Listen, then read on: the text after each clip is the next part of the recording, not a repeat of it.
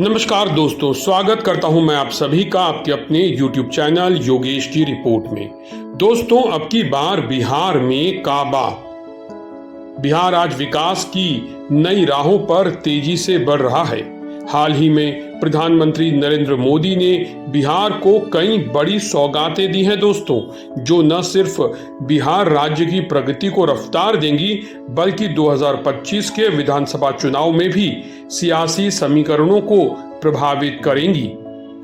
दोस्तों, 24 अप्रैल की अगर हम बात करें तो 24 अप्रैल को पीएम मोदी ने 24 अप्रैल 2025 को पीएम मोदी ने मधुबनी में 13,480 करोड़ रुपए की विकास परियोजनाओं का उद्घाटन और शिलान्यास किया।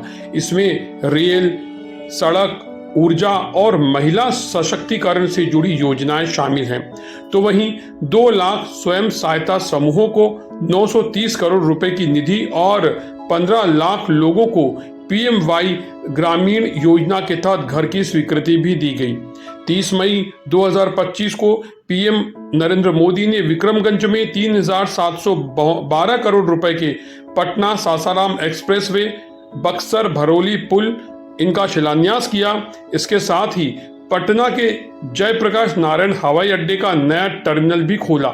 यानी कि बिहार में परिवहन को एक नई रफ्तार मिलेगी। जो वायु सेवाएं हैं बिहार में वो तेजी से बढ़ेंगी और बिहार में जिस तरीके से सड़कों का विकास हो रहा है, हवाई अड्डे बनाए जा रहे हैं, एक्सप्रेसवे का शिलान्यास हो रहा है, वो विकास की गति को नई उड़ान दे सकता है दोस्तों बिहार में। क्योंकि ये जो टर्मिनल खोला गया है इसकी अकेले की लागत ही 1,200 करोड़ रुपए है।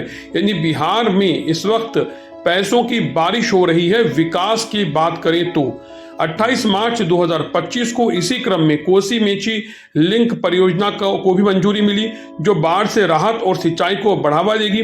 बाढ़ की जो समस्या है वो बिहार में एक बड़ी समस्या है और सिंचाई को लेकर के भी बिहार के किसान काफी परेशान रहते हैं। तो ये जो परियोजना है कोसी मेची लिंक परियोजना, ये बिहार में बाढ़ की समस्या को समाप्त करने की दिशा में बड़ा कदम है और वहीं किसानों को सिंचाई के लिए पर्याप्त पानी भी मिल पाएगा। दोस्तों, 13 नवंबर 2024 को दरभंगा में 12,100 करोड़ रुपए की परियोजनाओं का शिलान्यास हुआ, जिसमें दरभंगा एम्स और रेल प्रोजेक्ट भी शामिल है। यानी अब बिहार को एम्स जैसी बड़ी सुविधाएं मिल रही हैं और रेल प्रोजेक्ट, बड़े रेल प्रोजेक्ट दरभंगा एम्स और रेल प्रोजेक्ट जो हैं ये भी बिहार की विकास को नई गति दे सकते हैं।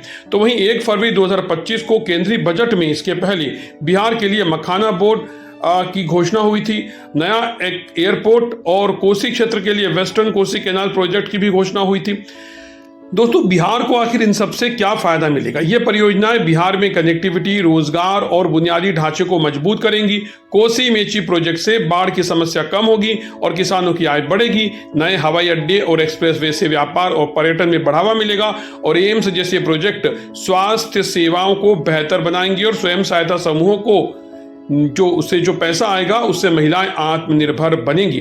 चलिए चुनावी नजरिए से भी समझ लेते हैं इसे। चुनावी नजरिया क्या कहता है, बीजेपी और एनडीए का गणित इसको लेकर के आखिर क्या है? दोस्तों, आगामी बिहार विधानसभा चुनाव बीजेपी और एनडीए के लिए बेहद अहम है। बीजेपी बिहार में अपने दम पर बहुमत हासिल करने की कोशिश करेगी, तो वहीं बीजेपी ने मिशन 2025 शुरू किया है, जिसमें शाहबाद और मगध जैसे क्षेत्रों पर फोकस किया जा रहा है। पीएम मोदी ने हाल ही में जो विक्रमगंज का दौरा किया और जो रोड शो किया, ये इसी का हिस्सा है दोस्तों। बिहार क्योंकि बीजेपी की नजर बिहार पर है और बीजेपी बिहार में अब भारी बहुमत हासिल करना चाहती है। बीजेपी बिहार के 2 करोड़ प्रवासियों से संपर्क कर वोटरों को प्रभावित करने की योजना भी बना रही है। लेकिन चुनौती भी बीजेपी के सामने कम नहीं है। नीतीश कुमार का चेहरा अब भी एनडीए के लिए अहम है, लेकिन जेडीयू ने यह साफ किया है कि 2025 में नीतीश ही चेहरा होंगे। बीजेपी के डिप्टी सीएम विजय सिन्हा के बयान भी तनाव पैदा कर रहे हैं, जिससे गठबंधन में खींचतान जो है वो साफ देखी जा रही है। दोस्तों, बात कर ले इंडिया गठबंधन का कि इंडिया गठबंधन भी तो दाव लगा रहा है बिहार में। तो बिहार में इंडिया गठबंधन का दाव क्या है? इंडिया गठबंधन खासकर आरजेडी तेजस्वी यादव के नेतृत्व में जातिगत समीकरणों पर फोकस कर रही है। 2024 में किए गए जातिगत सर्वे के आधार पर यादव, मुस्लिम और कोयरी वोटरों को साधने की कोशिश है। तेजस्वी नीतीश की हिंदुत्ववादी छवि को उनके पुराने विकास पुरुष इमेज के खिलाफ भुनाने की कोशिश कर रहे हैं। तो वहीं प्रशांत किशोर की जन सुराज पार्टी और अन्य छोटे दल भी नीतीश के वोट बैंक में सेंध लगाने के लिए तैयार हैं। तो इसका असर क्या होगा? दोस्तों, मोदी की सौगातें बिहार में एनडीए को मजबूत कर सकती हैं, खासकर ग्रामीण और शहरी मतदाताओं में। लेकिन नीतीश के बिना बीजेपी का अपने दम पर जीतना मुश्किल है। तो वहीं दूसरी तरफ इंडिया गठबंधन को मजबूत विपक्ष के रूप में उभरने का मौका है, अगर जातिगत समीकरण और युवा वोटरों को जोड़ पाए तो। बिहार का विकास और 2025 का चुनाव एक दूसरे से जुड़े हैं। पीएम मोदी की परियोजनाएं बिहार को नई ऊंचाइयों पर ले जा रही हैं, लेकिन सियासी जंग में जीत उसी की होगी जो जनता का दिल जीतेगा। यानी आखिर में जनता का दिल जीतना ही जरूरी है। अब देखना ये दिलचस्प होगा कि बिहार में जनता का दिल कौन जीतेगा, नीतीश बाबू और प्रधानमंत्री मोदी या फिर तेजस्वी और राहुल गांधी।